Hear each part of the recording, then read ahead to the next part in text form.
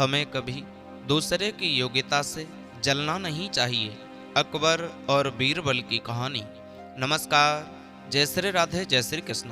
दोस्तों, आज की कहानी बड़ी ही इंटरेस्टिंग और शिक्षाप्रद होने वाली है। आपसे निवेदन है, इस कहानी को आप शुरू से लेकर अंत तक अवश्य ही सुनना, ताकि हमें समझ में आएगा इस कहानी में कि हमें कभी किसी को देख करके, किसी की उन्नति को देख करके, किसी के धन को देख करके, किसी की प्रशंसा को सुन करके क्यों नहीं जलना चाहिए। तो इस कहानी के माध्यम से समझते हैं। आपसे निवेदन है, इस कहानी को यदि आप हमारे चैनल पर पहली बार देख रहे हो तो चैनल को सब्सक्राइब भी कर लेना, बेल आइकन घंटी वाला बटन दबा देना, ताकि जो भी हम वीडियो अपलोड करें उसका नोटिफिकेशन सबसे पहले आप तक पहुंचता रहे। और हो सके तो अपने सगे संबंधी रिश्तेदारों तक इस वीडियो को ज़्यादा से ज़्यादा शेयर करना। तो आइए कहानी शुरू करते हैं। दोस्तों, एक बार की बात है कि बीरबल दरबार में मौजूद नहीं थे। इसी बात का फायदा उठाकर कुछ मंत्रीगण बीरबल के खिलाफ महाराज अकबर के कान भरने लगे। उनमें से एक कहने लगा, महाराज, आप केवल बीरबल को ही हर जिम्मेदारी देते हैं और हर काम में उन्हीं की सलाह ली जाती है। इसका मतलब यह है कि आप हमें अयोग्य समझते हैं, मूर्ख समझते हैं, मगर ऐसा नहीं है। हम भी बीरबल जितने ही योग्य हैं। अकबर को बीरबल बहुत प्रिय थे। वह उनके खिलाफ कुछ भी नहीं सुनना चाहते थे, लेकिन उन्होंने मंत्रीगणों को निराश न करने के लिए एक समाधान निकाला। उन्होंने उनसे कहा, मैं तुम सभी से एक प्रश्न का जवाब चाहता हूँ, मगर ध्यान रहे कि अगर तुम लोग इसका जवाब न दे पाओ तो तुम सबको फांसी की सजा सुनाई जाएगी। दरबारियों ने झिकझिक कर महाराज से कहा, ठीक है महाराज, हमें आपकी शर्त मंजूर है, लेकिन पहले आप प्रश्न तो पूछिए। महाराज ने कहा, दुनिया की सबसे बड़ी चीज क्या है? दुनिया की सबसे बड़ी चीज क्या है? यह सवाल सुनकर सभी मंत्री जितने थे मंत्रीगण एक दूसरे का मुंह ताकने लगे।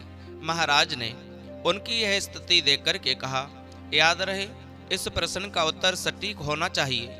उन्होंने कोई भी अटपटा सा जवाब नहीं चाहिए। इस पर मंत्रीगणों ने राजा से इस प्रश्न का उत्तर देने के लिए कुछ दिनों की मोहलत मांगी।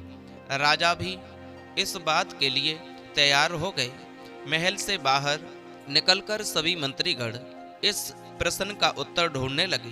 पहले ने कहा कि दुनिया की सबसे बड़ी चीज भगवान है, तो दूसरा कहने लगा कि दुनिया की सबसे बड़ी चीज भूख है। तीसरे ने दोनों के जवाब को नकारते हुए कहा, भगवान कोई चीज नहीं है और भूख को भी बर्दाश्त किया जा सकता है। इसलिए राजा के प्रश्न का उत्तर इन दोनों में से कोई नहीं है।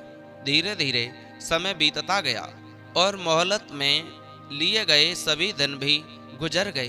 फिर भी राजा द्वारा पूछे गए प्रश्नों का जवाब न मिलने पर सभी मंत्रीगणों को अपनी जान की फिक्र सताने लगी और अन्य उपाय न मिलने पर वह सभी बीरबल के पास पहुंचे और उन्हें अपनी पूरी कहानी सुनाई। बीरबल पहले से ही इस बात से परिचित थे। उन्होंने उनसे कहा, मैं तुम्हारी जान बचा सकता हूँ, लेकिन तुम्हें वही करना होगा जैसा मैं कहूँ। सभी बीरबल की बात पर राजी हो गए। अगले दिन ही बीरबल ने एक पालकी का इंतजाम करवाया। उन्होंने 2 मंत्रीगणों को पालकी उठाने का काम दिया, तीसरे से अपना हुक्का पकड़वाया और चौथे से अपने जूते उठवाए। स्वयं पालकी में बैठ गए। फिर उन सभी को राजा के महल की ओर चलने का इशारा कर दिया। जब सभी बीरबल को लेकर दरबार में पहुंचे तो महाराज इस मंजर को देखकर के हैरान थे। इससे पहले कि वह बीरबल से कुछ पूछते, बीरबल खुद ही राजा से बोले, महाराज, दुनिया की सबसे बड़ी चीज गर्ज होती है। अपनी गर्ज के कारण ही यह सब मेरी पालकी को उठाकर यहाँ तक लेकर के आए हैं। यह सुनकर के महाराज मुस्कुराए बिना नहीं रह सके। और सभी मंत्रीगण शर्म के मारे सिर झुकाए खड़े रह गए। दोस्तों, आप इस कहानी को सुनकर के समझ गए होंगे कि दुनिया में, संसार में सबसे बड़ी चीज क्या है। वो है गर्ज।